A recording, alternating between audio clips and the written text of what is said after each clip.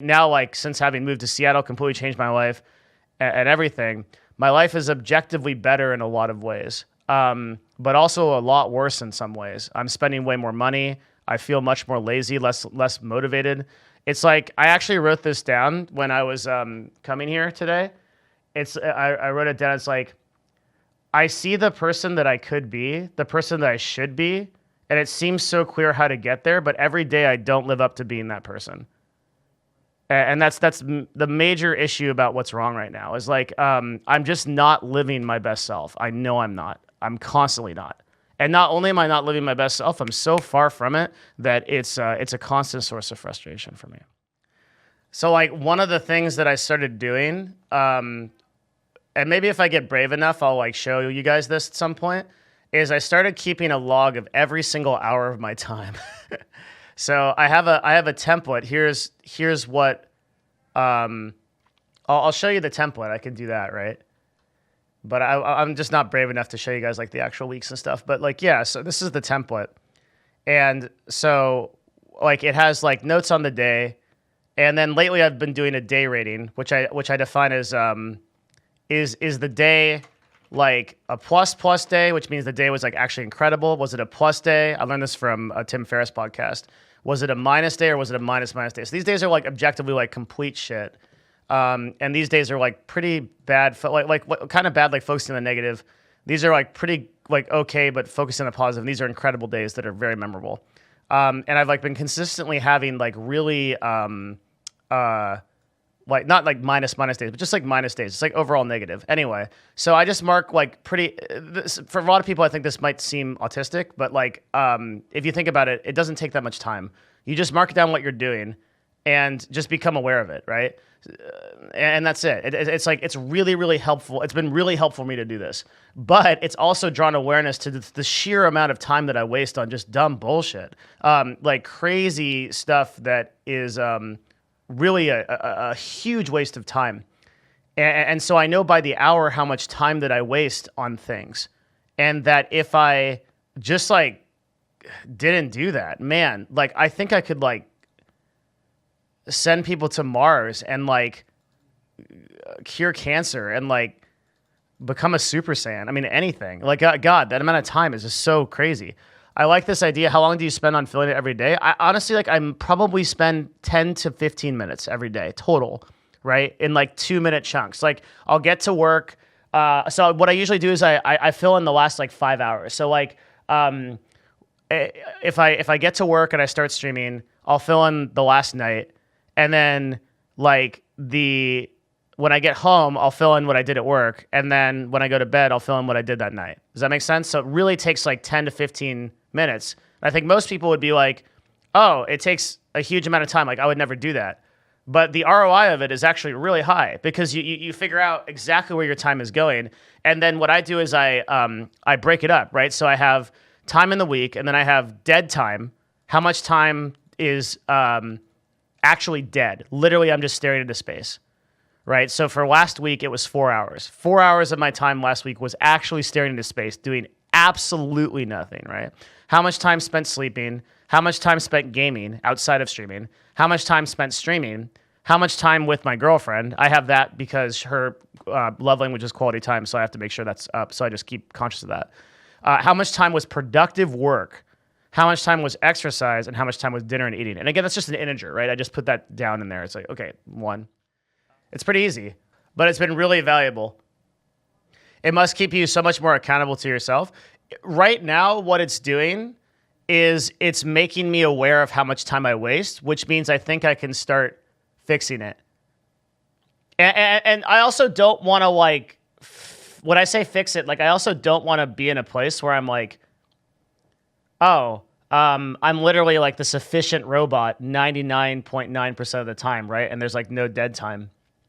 I think the way that I could explain it is I want to make a conscious choice about these processes. Does anybody feel like this? Like, I don't feel like my time spent is often a conscious choice of mine. It feels like almost like someone else is making that choice. And if I want to make the choice to potato for 4 hours on auto chess, that's fine. But what I don't want to do is have my brain like automate that choice for me. I don't like that. That's not good. Thanks, Destiny2212. Appreciate that. It's good to understand what you're actually spending your time doing, but it is wrong state of mind. Is incredibly dangerous. Important to understand we're all human. We need to do time to do nothing, relax. We don't need to be productive. Otherwise, they'll burn you out of all your motivation. Yeah, but I think people use that excuse to not track their time and then waste a huge amount of their life, right? Like it reminds me of the Seneca quote here. It is not that we have a short time to live, but we waste a lot of it. Life is long enough. Sufficiently generous amount has been given to us for the highest achievements if it were all well invested. But when it is wasted in heedless luxury and spent on no good activity, we are forced at last by death's final constraint to realize that it has passed away before we knew it was passing. So it is. We are not given a short life, but we make it short. We are not ill-supplied, but wasteful of it. Life is long if you know how to use it. That was written 2,000 years ago. And it's just as true. It's more true today than it was then, right? The experience of being human doesn't really change, I think. But this, I would say that any danger of being, quote, burned out from motivation or any danger of like that mindset, to me, is dwarfed by the enormity of this reality and how important it is that we gain control of our life and don't waste our time. People that justify relaxation, I think, are hiding from this principle. The exception would be the few individuals I know that do what I would call conscious relaxation. And they set aside their time in such a way that their relaxation periods are conscious and effortful to accomplish that. Because when I talk about this concept, sometimes people immediately go to, like, oh, you never relax and you never work, like you never stop working. Like, that's not what I'm talking about at all. Like, what I'm talking about is becoming conscious. You can spend 14 to 16 hours of your day playing auto chess or whatever. That's totally fine, as long as you're very conscious of how that impacts your life in the short term and long term, and you've decided that's truly what you want to do. I suspect that most people that do that self-analysis will not come to that conclusion. Video games don't have that staying power as a like authentic way to live, I think, for the vast majority of people. They will have a great deal of regret from playing those games. It's not something, I know it's like, it might be like really hard for people to accept right now, but I think if you just think about it, it'll be, yeah. And like your experience of it's going to be subjective. This is a Jordan Peterson thing too, right? Is that like he did this for his students and he was stunned by how much time that they self-admit that they waste, right? Like they, just from like a casual questioning of them, they said that they wasted like 6 to 7 hours of their time every day.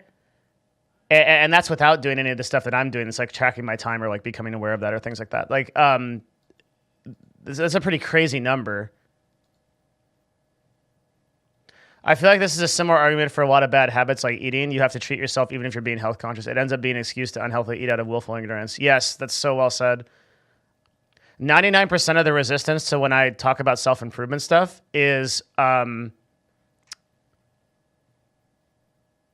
that I think it's people people basically saying, oh, like, well, you can't be healthy all the time. Like, your life is going to be boring if you don't treat yourself to desserts or things like that. You know what? Like, that's the guy that's sneaking cookies every night, like me. Like, when I make excuses like that, the reality is you should be as draconian as possible, I think, and then pull yourself back because you'll have those moments anyway.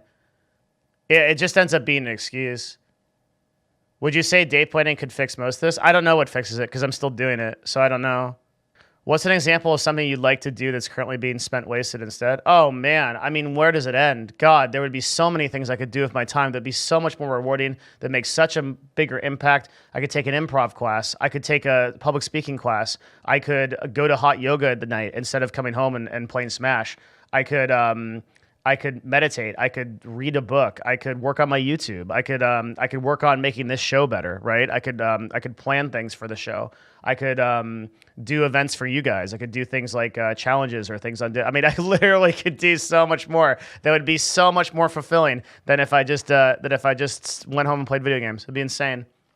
Are you saying that time enjoyment is time wasted and time is valuable and should be used deliberately?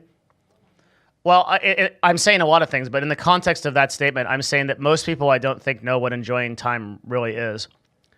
I think if you say, like, when I play auto chess or whatever, I'm enjoying that time in that moment.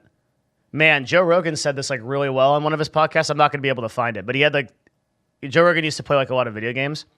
The thing about playing video games or just like doing things like this, like where you're browsing Reddit and stuff like that, you're getting this like sense of enjoyment in it in the real time.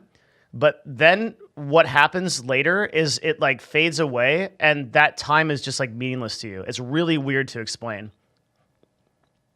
There's something ephemeral, something like short-lived or like transparent about gaming, and it's weird. It's like in the moment, it's like great, but then afterwards, it's like it's dull. And like if you spend years doing it, you look back and you're like, what what am I doing? Like it's so weird how that works.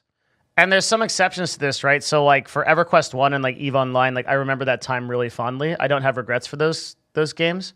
But I think I regret playing like League of Legends, and that's like 4,000 hours of my life. And like considering you can become a literal master at something in 10,000 hours or less, like you just think about that. Like, I don't know, I could be playing like a rock band. I don't know.